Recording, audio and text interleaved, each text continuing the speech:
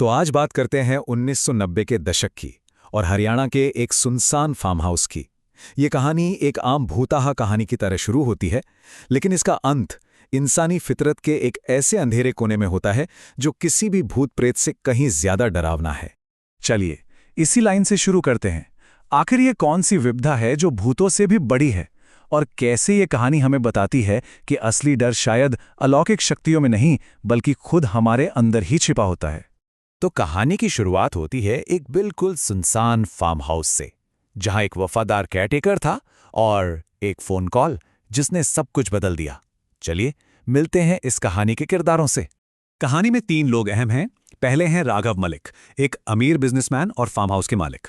दूसरा है राजू, जो पिछले 10 साल से फार्म हाउस की देखभाल कर रहा था, मतलब पूरी तरह वफादार। और तीसरी है मोहिनी, राघव की पत्नी। तो होता यह है कि राघव, जो दिल्ली में रहता है, अपने केयरटेकर राजू को फोन करता है। वो उसे बस एक छोटी सी जानकारी देता है कि फार्म हाउस पर रोज रात 9 बजे से सुबह 3 बजे तक बिजली नहीं रहेगी। बस इतनी सी बात, जो आगे चलकर इस पूरी कहानी का सेंटर पॉइंट बनने वाली थी। अब इसके कुछ ही देर बाद राघव का फोन दोबारा बजता है। इस बार लाइन पर राजू था, लेकिन उसकी आवाज बुरी तरह कांप रही थी। वो घबराते हुए कहता है कि यहाँ कोई है, कोई भयानक साया, और राघव से भीख मांगता है कि वो फौरन वहां आ जाए। उसकी आवाज में इतना खौफ था कि राघव भी बेचैन हो जाता है। और जब राघव फार्म हाउस पहुंचता है तो वहां का माहौल बहुत अजीब था। एकदम भयानक सन्नाटा। पिछले 10 सालों में पहली बार ऐसा हुआ था कि राजू गेट पर उसका इंतजार नहीं कर रहा था। पूरा फार्म हाउस जैसे खाली पड़ा हो। काफी देर ढूंढने के बाद उसे राजू अस्तबल के एक कोने में डरा सहमा कांपता हुआ मिला। राजू ने जो बताया वो सुनकर किसी के भी होश उड़ जाएं। उसने कहा कि शाम से ही उसे लग रहा था कि कोई है। फिर रात के खाने के वक्त खिड़की पर एक हंसता हुआ चेहरा दिखा और गायब हो गया। और फिर ठीक 9 बजे जैसे ही लाइट गई, उसने अपने ठीक बगल में एक लंबी बिना सिर वाली औरत का साया खड़ा देखा। अब राघव को राजू की इन बातों पर बिल्कुल यकीन नहीं हुआ। उसे लगा कि ये सब राजू का वहम है और कुछ नहीं।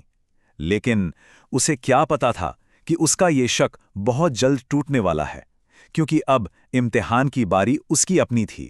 वो रात राघव के लिए एक बुरे सपने जैसी थी।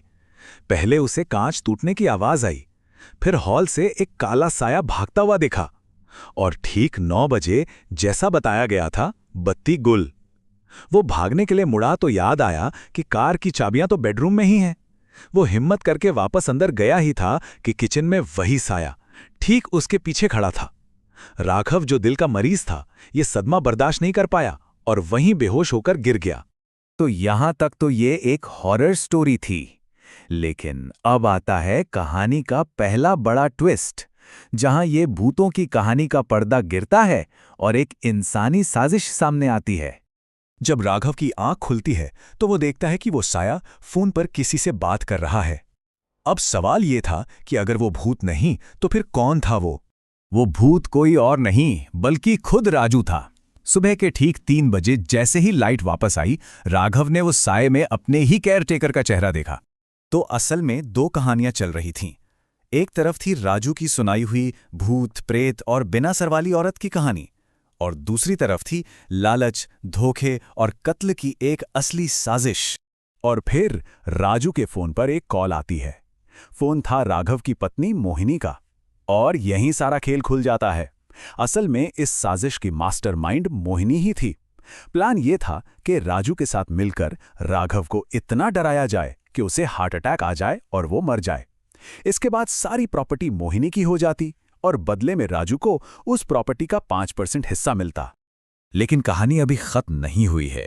साजिश करने वालों ने ये सोचा ही नहीं था कि जिस शिकार को वो फंसा रहे हैं वो खुद एक शिकारी है। अब बारी थी राजा के अपनी चाल चलने की। हैरानी की बात यह थी कि इतना सब कुछ जानने के बाद भी राघव बिल्कुल शांत था। उसने मोहिनी से कहा कि वो फार्म हाउस आ जाए, और फिर उसने डरे हुए राजू के सामने एक ऐसा ऑफर रखा जिसने पूरा खेल ही पलट दिया। राघव ने मोहिनी के ऑफर को सीधा डबल कर दिया। उसने राजू से कहा कि अगर वो मोहिनी के फार्म हाउस पहुंचने पर उसे मार देता है तो उसे प्रॉपर्टी का 5 नहीं बल्कि 10% हिस्सा मिलेगा। और बस जाल बिछ चुका था। जैसे ही मोहिनी फार्म हाउस पहुंची, ज्यादा बड़े लालच में आकर राजू ने अपनी ही पार्टनर पर हमला कर दिया और उसे मार डाला। और अब आता है कहानी का आखिरी और सबसे बड़ा झटका। राघव ने अपनी असली चाल चली। ये असली शह और मात थी। जैसे ही राजू ने राघव के मुंह से ये सुना, उसके पैरों तले जमीन खिसक गई। उसे एक पल में समझ आ गया कि वो कितना बड़ा बेवकूफ बना है। उसने एक ऐसे फार्म हाउस के लिए खून कर दिया था जो अब राघव का था ही नहीं। तो चलिए अब इस पूरे खेल का फाइनल स्कोर देखते हैं। आखिर में कौन जीता, कौन हारा और किसने अपने लालच की क्या कीमत चुकाई। राघव ने पूरी कहानी को दुनिया के सामने ऐसे पेश किया मानो वो एक बेचारा दुखी पति हो। पुलिस और दुनिया की नज़र में राजू ने गुस्से में आकर मोहिनी को मार डाला और फिर अपराध बोध में खुदकुशी कर ली। नतीजा, राघव को पैसा भी मिला और लोगों की सहानुभूति भी। और जो इस पूरी साजिश और 2 मौतों का असली जिम्मेदार था, यानी राघव, उससे कोई सजा नहीं हुई। 0, ना कानून की तरफ से ना समाज की तरफ से। वो पूरी तरह साफ बच निकला। तो आखिर में ये कहानी हमें एक बहुत गहरी बात समझाती है। लालच चीनी की तरह होता है। अगर लिमिट में हो तो मजा देता है, लेकिन अगर हद से ज्यादा हो जाए तो वो मौत बन जाता है। एक ऐसी ताकत जो वाकई में किसी भी भूत से कहीं ज्यादा खतरनाक है।